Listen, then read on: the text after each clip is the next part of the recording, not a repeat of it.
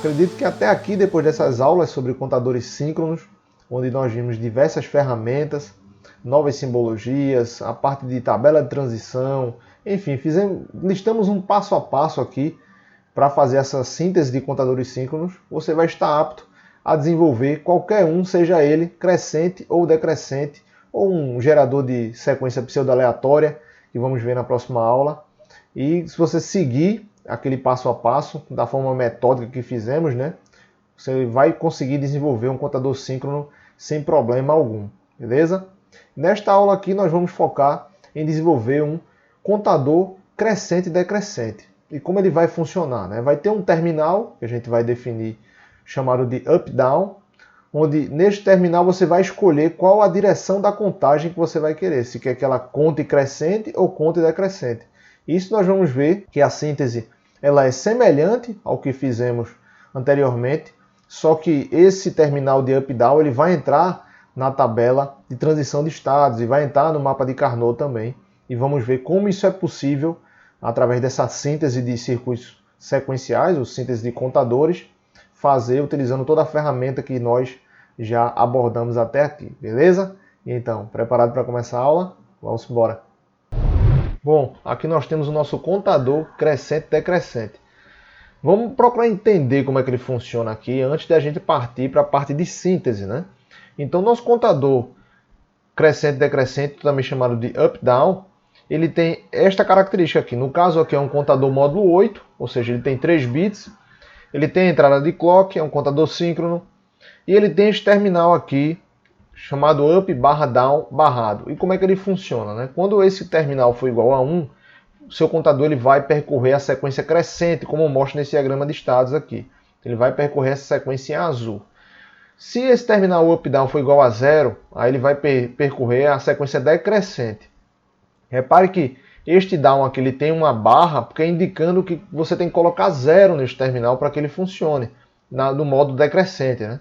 E outro detalhe é que, à medida em que ele está contando a série crescente, se você estiver num estado em que, quando você chavear aqui de 1 para 0, ele passe para o modo decrescente, daquele estado em que ele está, ele tem que voltar e fazer o caminho decrescente, né? Então, esse contador ele funciona nesses dois modos, crescente ou decrescente. E se você colocar ele em modo contínuo, ele vai contando de modo crescente e voltando para o 0, né? Se você trocar a parte da entrada do up/down para 0, aí ele tem que fazer o processo contrário de modo contínuo. Isso a gente vai ver lá no final desta aula, quando for apresentar uma simulação desse tipo de contador. Aqui você tem a tabela de transição de estados, logo aqui abaixo, onde você tem a tradução desse diagrama de estados aqui para uma tabela de transição de estados, como nós vimos lá na síntese dos demais contadores, né? Então, tem essa coluna aqui com U/D complementar, né? Representando o up/down. E quando esta coluna aqui é igual a 0, ou seja, enquanto esse terminal up/down aqui for igual a 0, o seu contador vai contar de forma decrescente. Então, se eu estou no estado 0, repare que o que importa para a gente são essas 3 colunas aqui com relação aos estados, né? São essas 3 colunas. Esta coluna aqui do up/down, ela não tem interferência aí na parte da mudança de estado, porque é um terminal como se fosse combinacional, né? Está participando ali para controlar o seu contador. Então aqui nesse ponto, o que é que você tem? Como ele funciona, né? Você vai percorrer de acordo com de acordo com o controle que ele tem que fazer com relação ao contador, né? Se o up/down está igual a 0 aqui, vamos fazer a transição de estados de forma decrescente. Então, se ele está no estado 0, ele tem que ir para o estado 7. Então, o estado 7 é 1, 1, 1. Eu vou colocar aqui 0, porque ele vai estar no estado decrescente, né?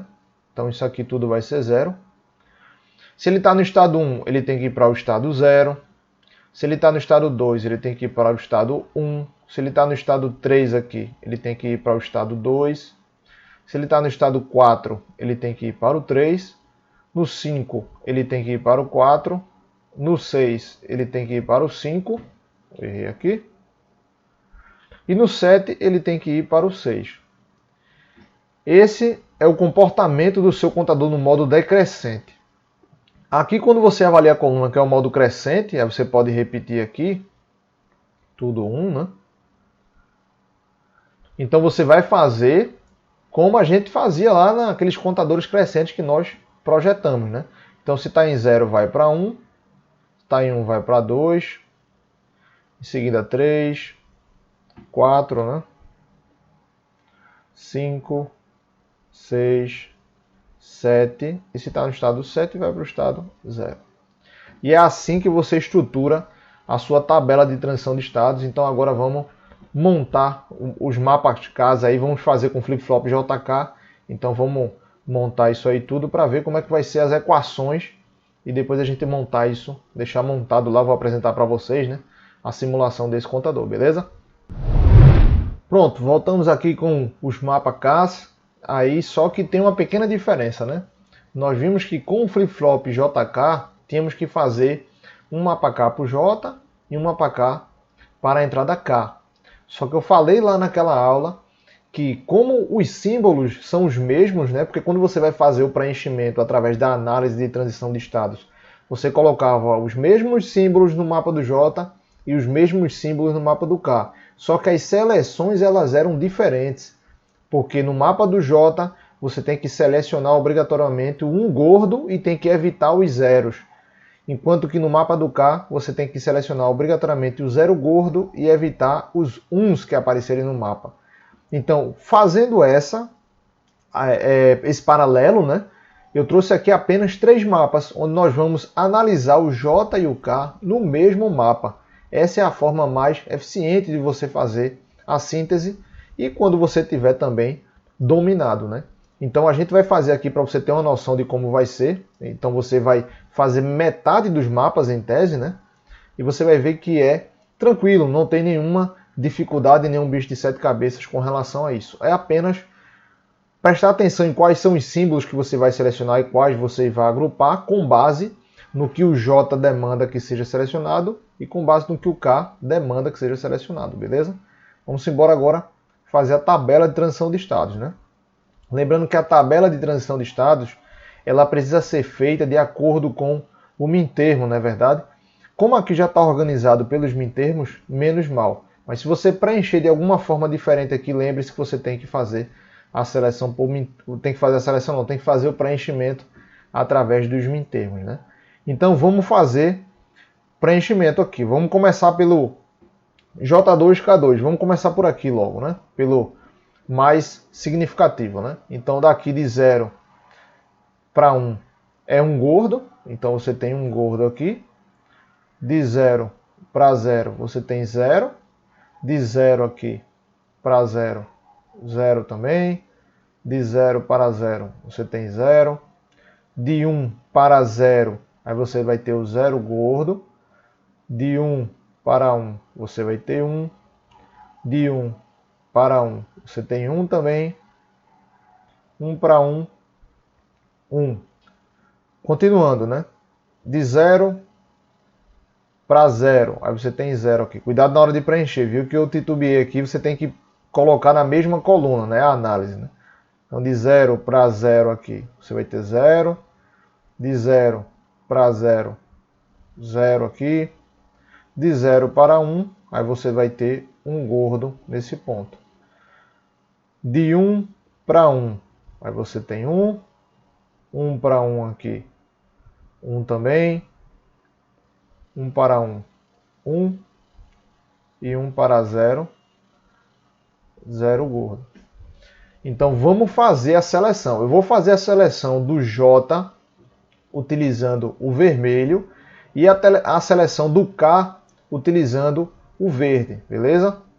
Deixa eu só afastar este mapa aqui para a gente ter espaço de montar as equações da gente, né? Deixa ele aqui embaixo. Então vamos lá.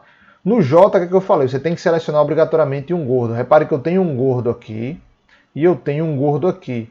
Só que eu posso agrupar esse um gordo ou com 0 gordo ou com 1 no mapa do J. Verdade? Eu tenho que evitar a todo custo no mapa do J são esses aqui, ó, os zeros, né? Eu tenho que evitar esses aqui. Imagine o campo minado, né? Então, vamos evitar os zeros no mapa do J. Então, a melhor seleção que eu teria aqui seria esses dois aqui, já que eu não posso fazer 4 aqui porque tem 0, nem posso selecionar dessa forma, nem posso selecionar os cantos. E esse um gordo aqui, eu só poderia agrupar dessa forma aqui, ó. Então, qual seria a expressão do J2? Né? O J2 seria, essa unidade aqui seria U barra D barrado. Lembrando que isso é um terminal só, tá? Barrado, é o up down barrado, que é esse aqui, né? Você tem o Q1 barrado também, e você tem o Q0 barrado, né? Ou, aí você vai ter esse terminal up barra D barrado, barrado. Aqui você vai ter Q1 e o outro vai ser Q0. Beleza? Vamos passar agora para fazer o J1, né? J1 você tem que analisar a coluna do Q1. Então vamos lá, ó. 0 para 1, você vai ter um gordo aqui nesse ponto. Um gordo ficou feio, né? Vai ter um gordo. De 0 para 0, você vai ter 0.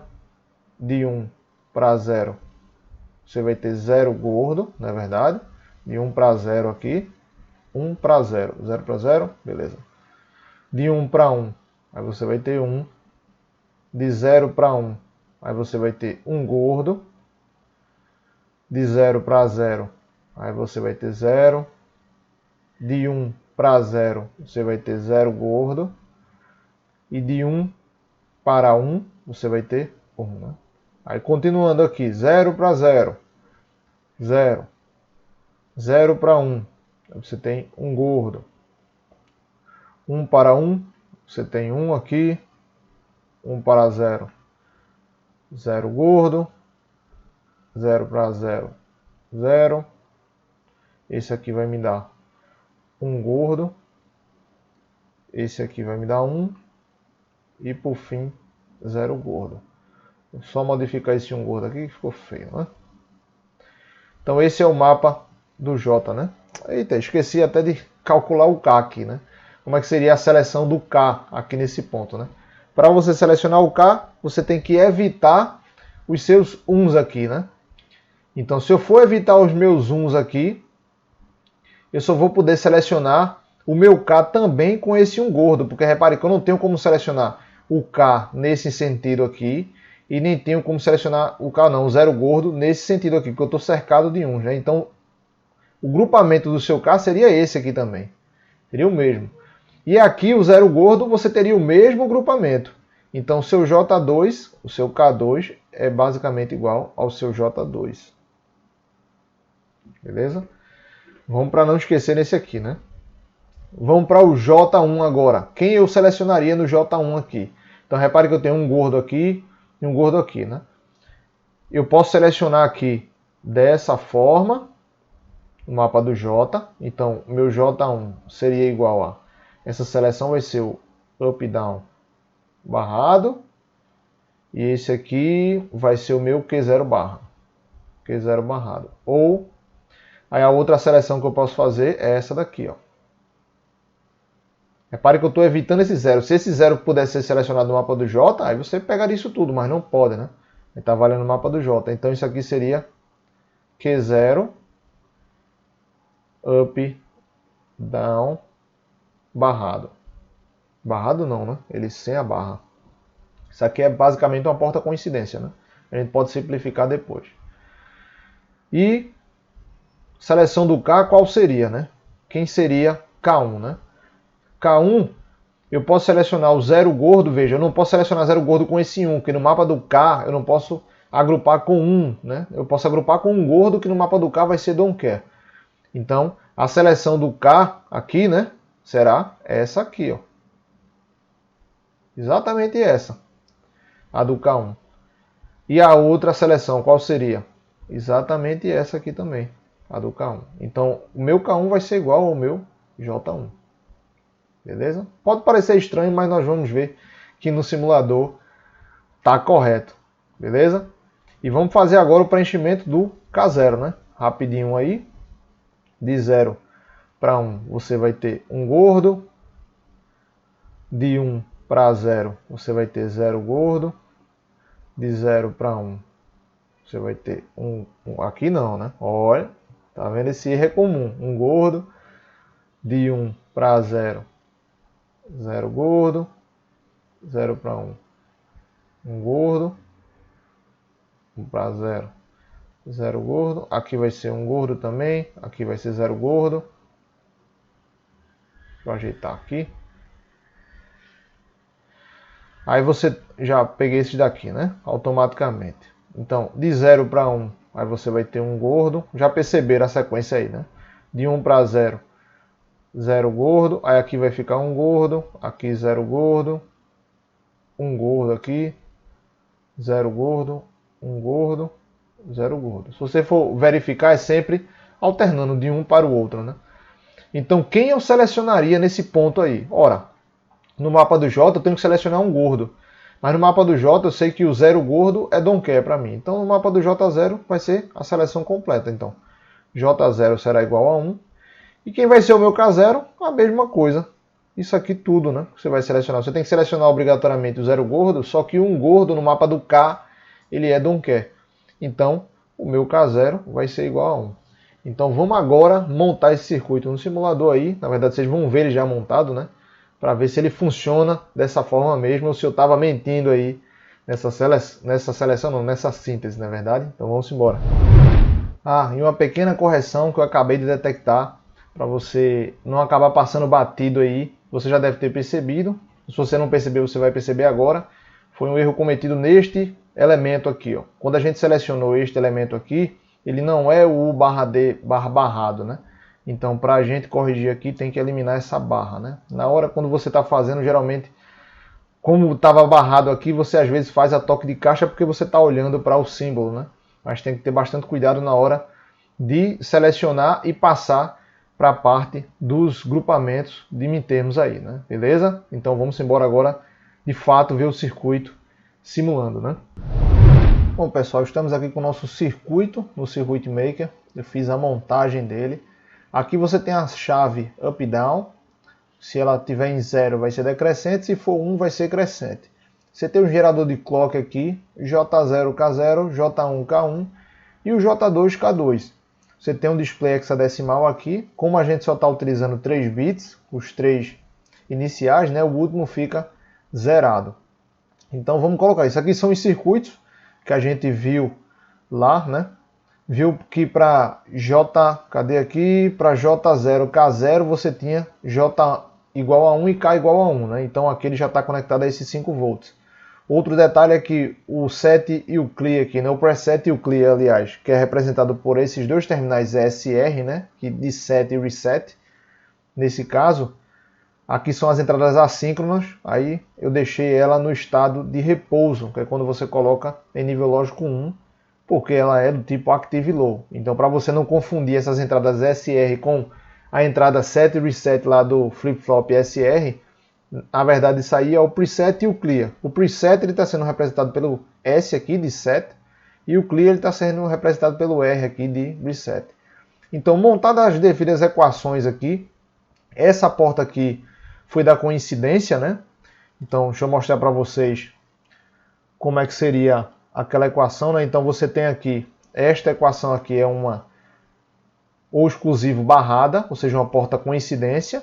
Então eu já substituí lá no nosso circuito como se fosse uma porta coincidência aqui. E a outra eu desenvolvi aqui nesse ponto, que foi justamente esta equação maior aqui, né? Esta maior aqui foi desenvolvida com aquele circuito.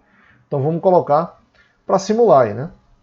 Eu vou dar o start aqui. Inicialmente ele vai estar na sequência crescente, eu vou colocar aqui, e observe aqui o contador, né? Ele vai de 1 até 7, vai de 0 até 7 e depois volta para o estado 0, né? Aí voltou para o estado 0. Vai continuar a contagem, aí quando chegar ali em 0, coloquei para 0 aqui a chave. Então ele está fazendo a contagem decrescente agora, né? Aí o que foi que eu falei? Independente do estado que ele estiver, quando você colocar ele para contar crescente ou decrescente, ele tem que fazer o movimento que manda para ele, né? Então, vamos supor que ele esteja lá no estado 5 agora, né? Eu coloquei para 1, ele volta para o 6, 7 e continua, né?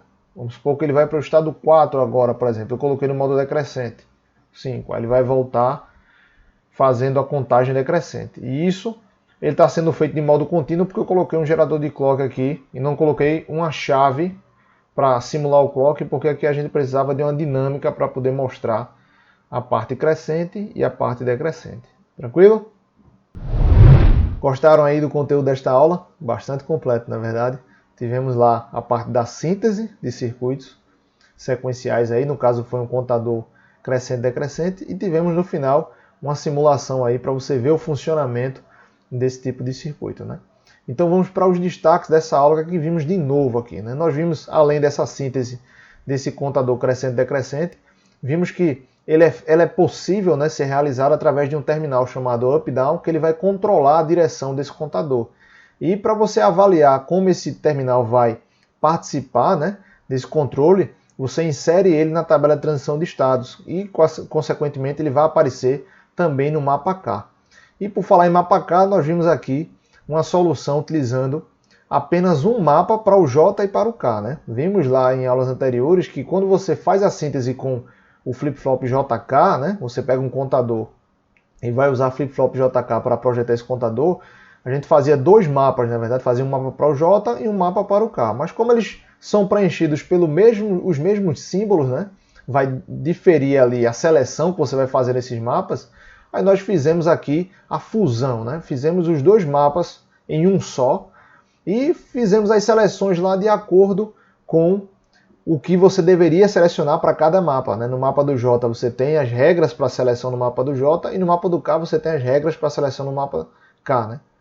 E aí a gente conseguiu estruturar as equações de forma mais eficiente, ou seja, fazendo metade dos mapas que deveríamos construir ali, desenhar, né? Então, sugiro você fazer essa mesma questão que fizemos aí com o contador síncrono crescente e decrescente com o flip-flop D, para ver como vai ser o circuito. Provavelmente vai ser um pouco mais complexo, mas fica aí a sugestão para você fazer em casa, né? Espero que vocês tenham compreendido o conteúdo desta aula. Foi uma aula bastante proveitosa, pois vimos essas coisas novas aí com relação à síntese, né?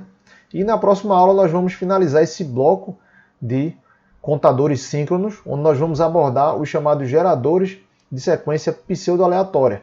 Segue a mesma linha do seu contador síncrono aí, que a gente estava projetando, só que ao invés de ter uma sequência crescente, ela tem uma sequência pseudo-aleatória, ou seja, não vai obedecer uma certa regra. Beleza? Vejo vocês na próxima aula. Tchau, tchau.